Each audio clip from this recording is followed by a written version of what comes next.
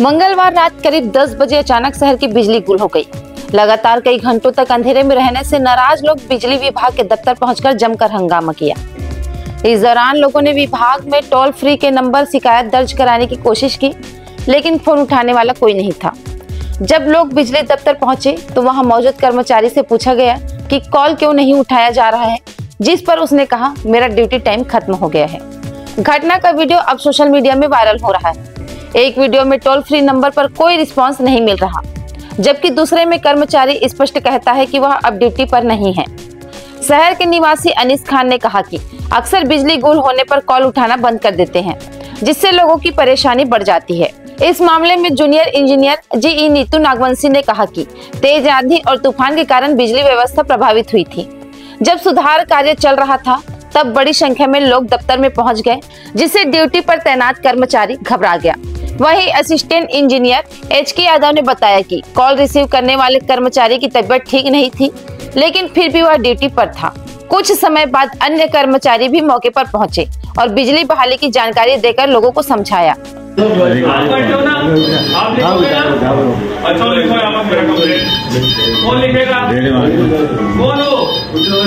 आपका छुट्टी हो गया? क्यों बैठे हो? आपका छुट्टी हो गया? बस एक काबर बैठे हैं, आप बैठे हो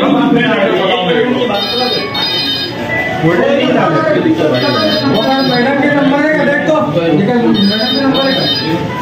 भाई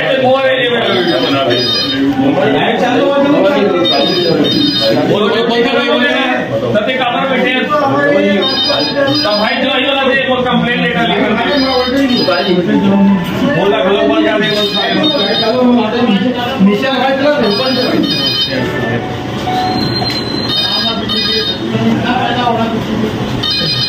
सर कैसा चले गए आदमी है 12 जिला के हिसाब से, एक को मार एक को मुश्किल कर रहे हो आप लोग। अरे फोन है यार,